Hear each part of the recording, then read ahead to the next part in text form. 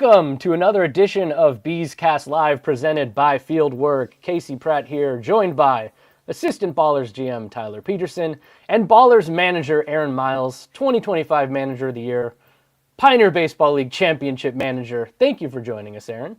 Thank you. It's great to be here. Now, I've been seeing on our Reddit, my favorite place to look, and social media, and even in this live stream comments, a lot of questions, Tyler, about who are the silhouettes in the photo. And there have been some good guesses. Some people have guessed Aaron is one of those people in the photo. What do you think, Tyler? Do you think we should reveal the silhouettes right now? Yeah, it's a beautiful 1 o'clock, sunny, not too cold East Bay afternoon. It's time to, I think, unveil that mystery. All right, let's drop it right here. Here are the silhouettes in the photo. We have retained Aaron Miles, Jim Dedrick, and James Harris, the entire Ballers coaching staff from last season. And I think Aaron will downplay this, but this is the most critical signing that we could possibly make because there is by nature a lot of turnover in the Pioneer League and consistency is key. So I'm just saying that the addition of all three of you guys to the 2026 roster is the most important signing that we could possibly make. Aaron, your reaction? Well, it's hard to disagree with that. Thinking as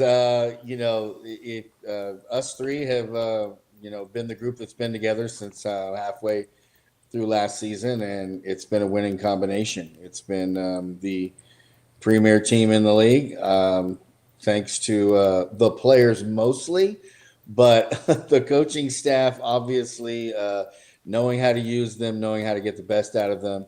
And I feel so great about this. So does James. So does Jimmy. And I think the Ballers fans have to feel great that the main guys that are ahead of it are in charge, and we're here to stay. Aaron, 2 whole years that you've been with the team now, even a little bit longer than that, because you were here from more or less what we would consider pre-day one with this squad, and to have a guy like Jimmy alongside you for all of that is pretty cool, because not only do you get to pal around with Jimmy, he's a great guy, but literally the lowest whip of any pitching staff in the league since the Ballers came into being. Lowest whip last year at 153. Lowest whip this year at 143, and I thought did you just play a sound effect, Casey? It was actually sound from this video, Tyler. I was trying to get it to show up on the screen. I was like, geez, a cheering section. But what he's been able to do with the pitching staff, not just statistically, but making guys feel comfortable on the mound and just comfortable in the clubhouse. He's a great guy to work with, isn't he? Absolutely. The wealth of knowledge, the ability to connect with players, the ability to break down the other team's hitters. You throw that all in a bunch, and you've got a great pitching coach, and somebody who's obviously done the job extremely well, knows what he's doing. I mean, the ability to connect, I think, is number one, and a great job. I mean, look, having to play teams sometimes, 6 days in a row, you get to know them, and then in the playoffs, it's a whole different ballgame. Sometimes you haven't played those teams at all. So, going over, whether it be the scouting from the computer or, just what we've seen when we played teams, he's been second to none in this league. And it's not just because we have the best talent. It's not just because we are at sea level. It is because Jimmy is doing his job extremely well. Yeah, and I think this was the video, Tyler, that you were hearing. We didn't get to see it on the first pass, so I'm going to play it again. But this, to me, also demonstrates that Jim is not only a hell of a coach, but a freakish athlete. And check this out, and let's get your reaction. Oh, yeah. That would be it, yes. This is the definitive clip of Jim from this Ballers season, if you ask me. An absolute epic moment from Jim there, which I absolutely loved. And we put that in GIF form for the internet.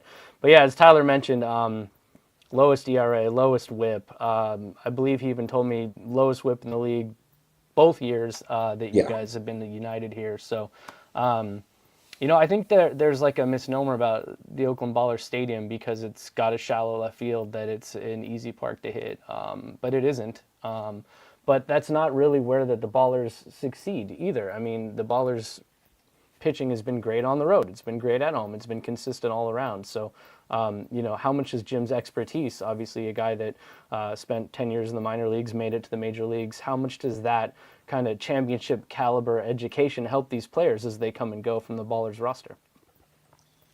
It's huge. Jimmy and I I think it took us a little bit to understand the league, when we first got into it, especially the difference between pitching at home and on the road, and our ability to get the most out of the players, to know what's going to work for them and what's not going to work.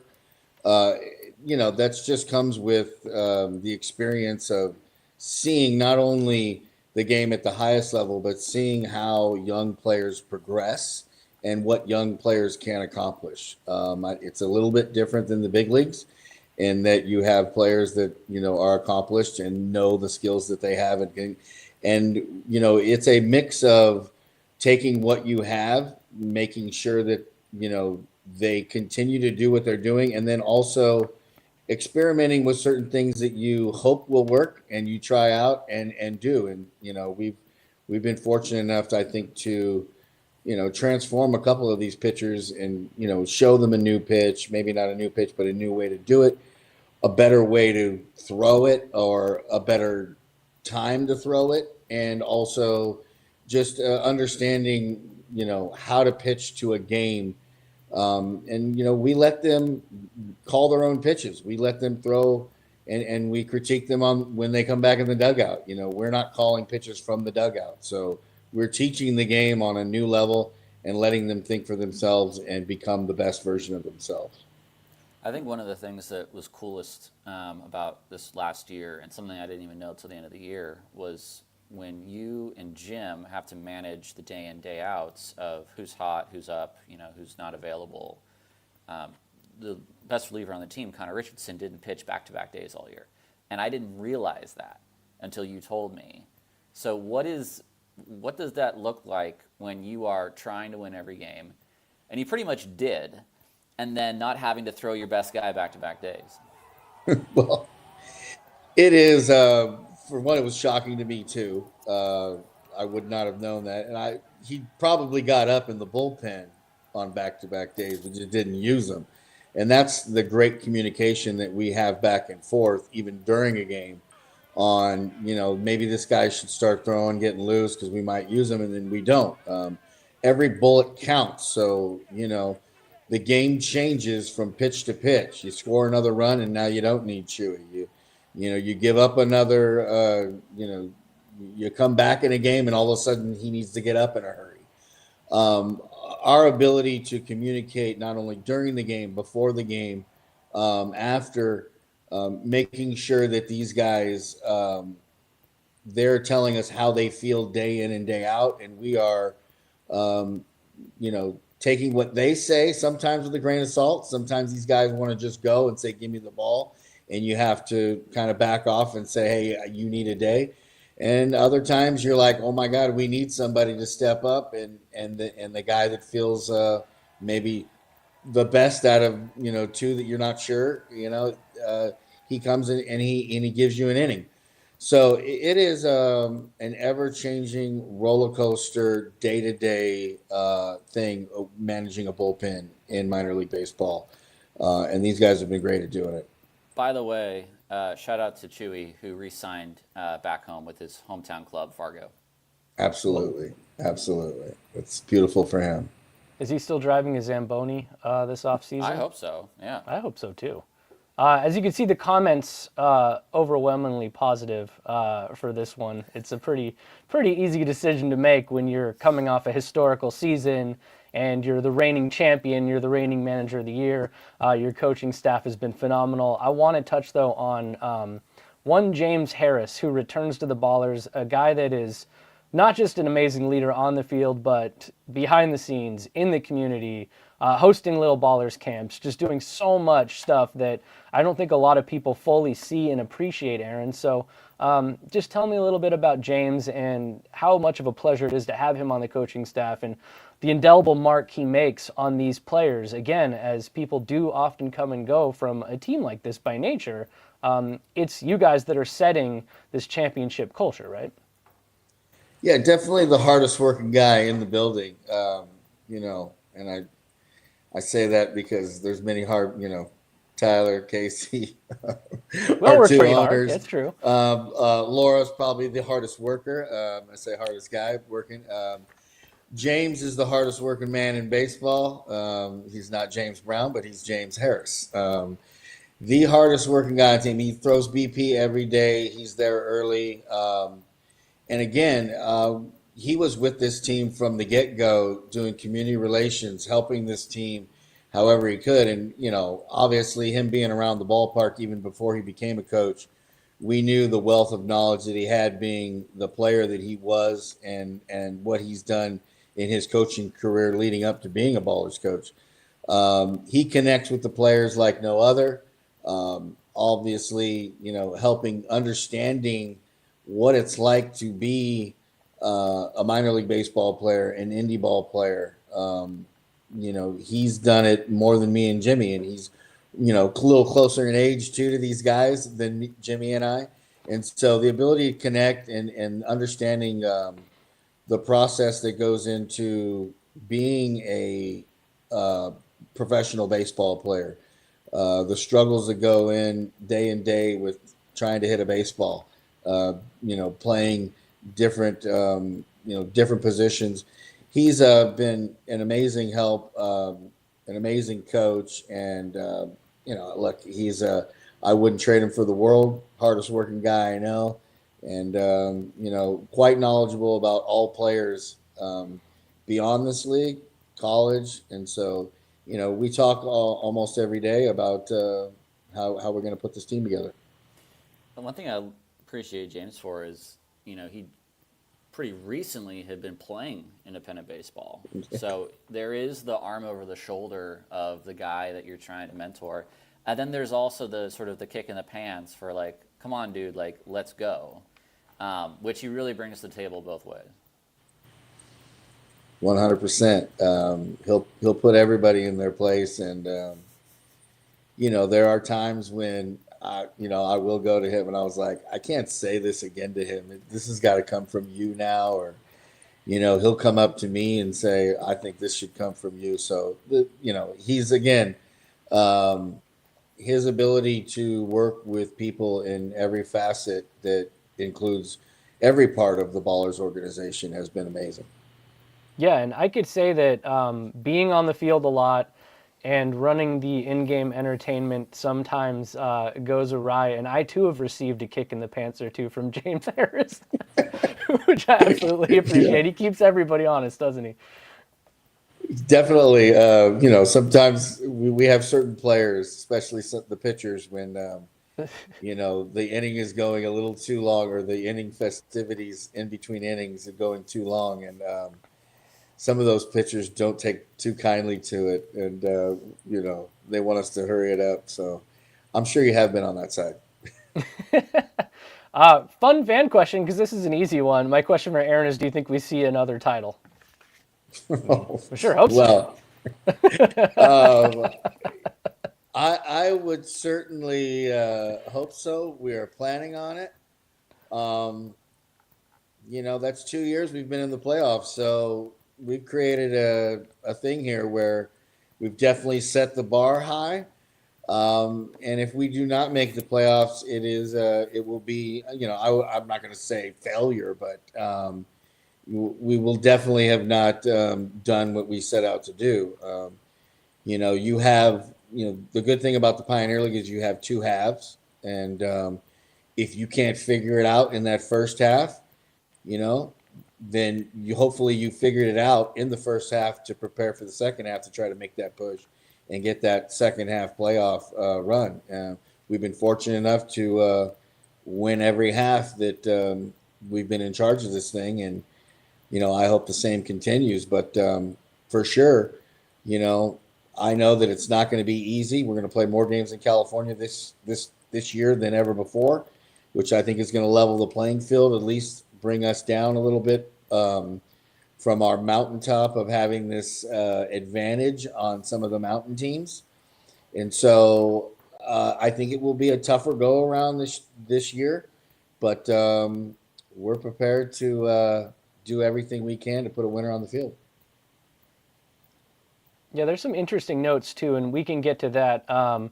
Big news in the Pioneer League with these other California teams. For example, the Modesto team hiring JT Snow, a guy that was a part of the Ballers organization in the first year and spent some time around the team this season, even though he wasn't officially a part of the Ballers organization.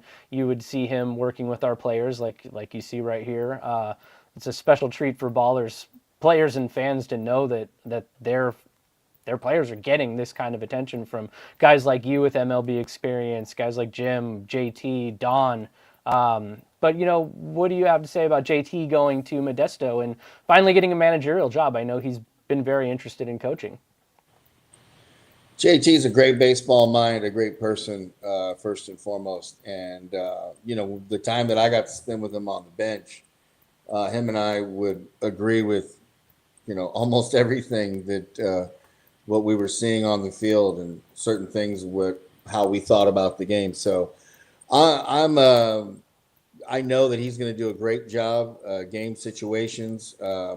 He's got a great staff over there that he's compiled in Modesto, and they're going to be a tough team. I've already seen them sign a couple guys that look really good, and JT is just like I said, a fantastic human being that knows the game immensely well, and I expect us to go at it. And he's a baseball mind that a big name. So when a Bay Area guy or a California guy says who you want to play for, JT Snow or Aaron Miles, JT's got a couple clicks on me as a big league player. So I know that the players are going to be excited to play for him because he's got such a name in this game and well deserved as well.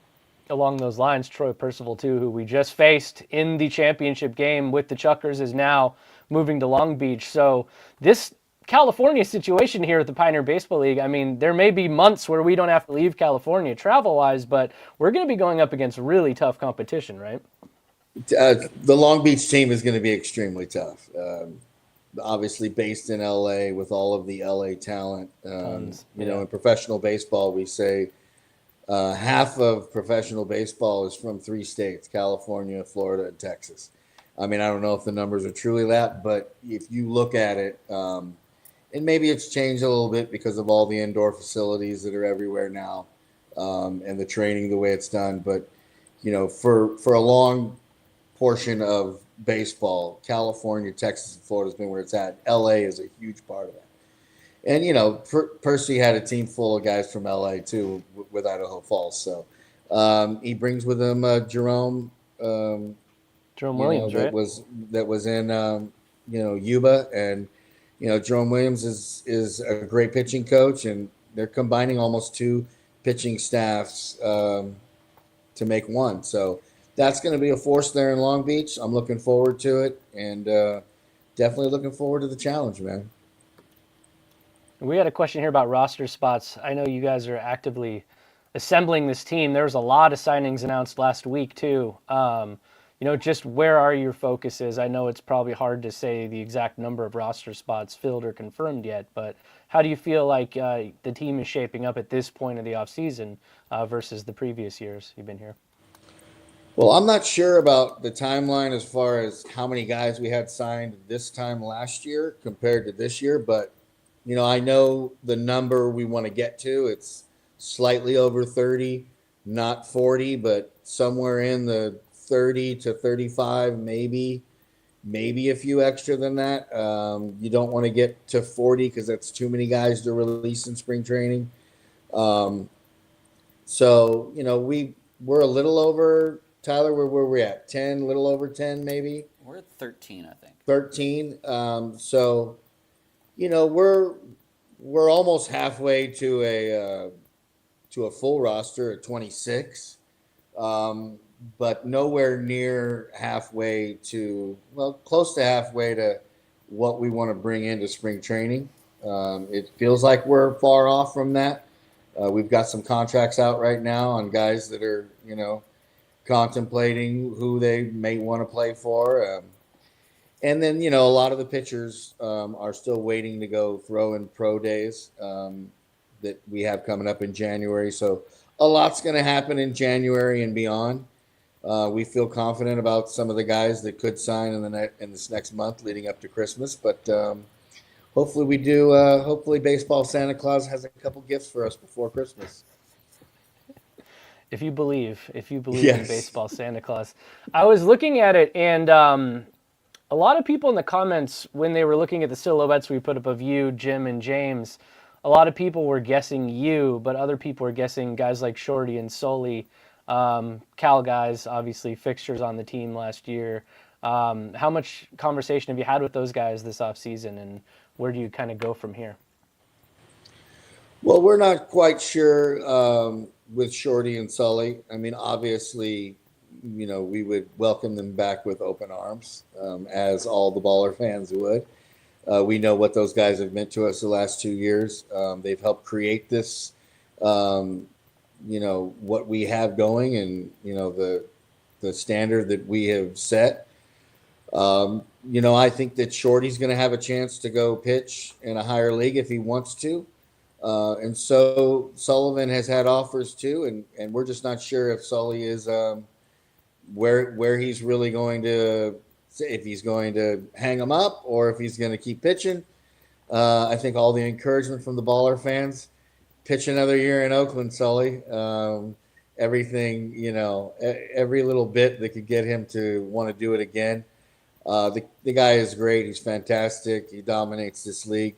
And he can go on and pitch in a higher league than this. And, it's totally up to him where he wants to take it. Yeah, and then I wanted to talk to you a little bit, too, about just as a manager, I think it's really interesting to see kind of the influence that somebody like Tony La Russa had on you as a manager. And I didn't really realize this at the time, Aaron, but I was interviewing you after, I believe, the 70th I think it was the 70th win. And you had this quote, and I'm going to play it, and then we can react to it, because there was something I really took away from this quote that I found really interesting. And they deserve it. The players are the ones that win the game.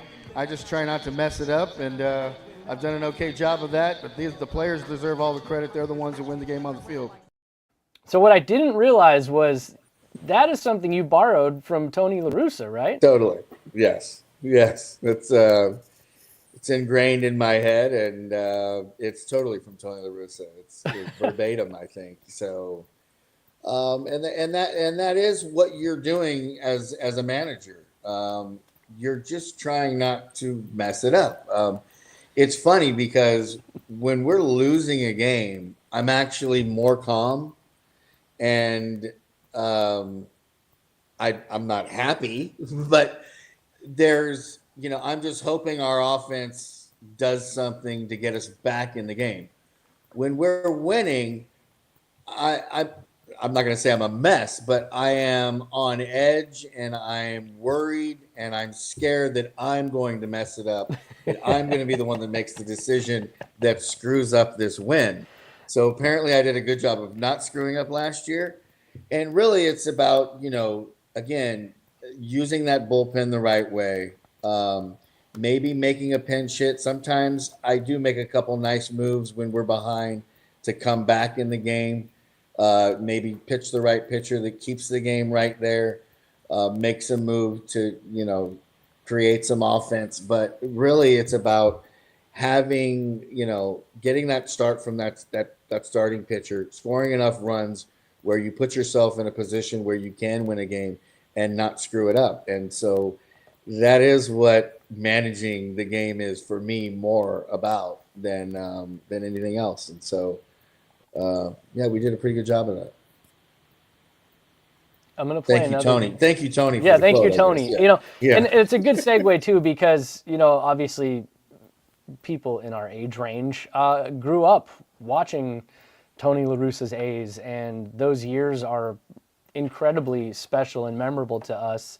And I think that shapes in a lot of ways how we handle, trying to preserve baseball in Oakland and trying to win in Oakland. And so what I want to do is play what you said at City Hall during the championship rally right after the Ballers got the key to the city, because I think that this is something else that you said that really jumped out to me, and we can talk more about it on the other side. My passion for baseball started first with a catch with my dad.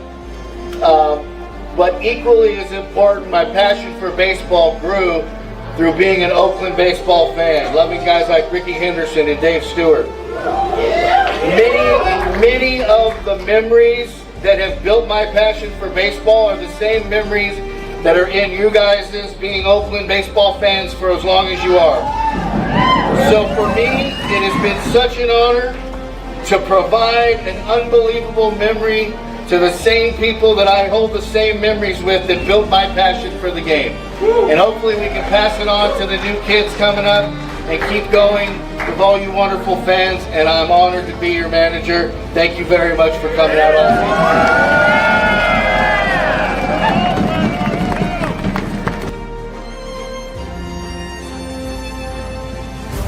So notable, right next to you, Very triumphant Oakland kid. music there. Yeah, right?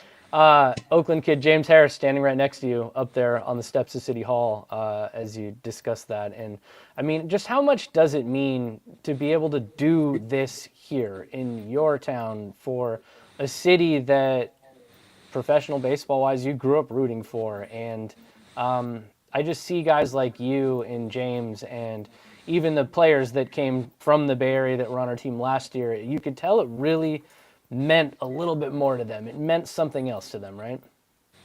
Yeah, I mean, I don't think I can, beat what I just said in that realm right there. That was pretty right good. Now with the big crowd, big moment too. Yeah, That was pretty good. Look, when I first set out and doing this with the Ballers, it was, Paul and Brian creating this thing.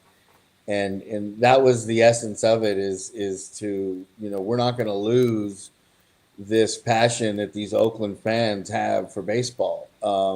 For me, I jumped on it because, oh my God, I can be involved in professional baseball again and go home to my wife and go home to my kids and be right here and not have to, be gone from them to experience this and do what I love.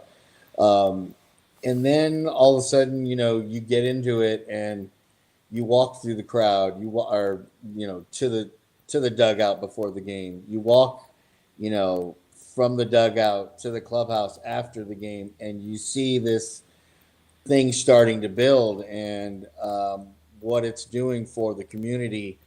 How the thriving Prescott market, the fans that just completely bought in and are there every day for us. And just the fact that this is something for Oakland to be proud of and all the Bay Area and the surrounding cities. And so for me personally, to connect that, part of my childhood, getting on the BART train, coming to an Oakland A's game and experiencing baseball in the Bay Area, to be a part of that and feel like, I've had this big part in connecting what, was, the team that left and now the team that is here now. And what we've done in a short period of time is pretty special. And, it's my mom cried, a couple times during the season, especially championship night. And, my whole family was there, and it's just a great feeling for not only me personally, my family, but the whole city of Oakland and all my friends.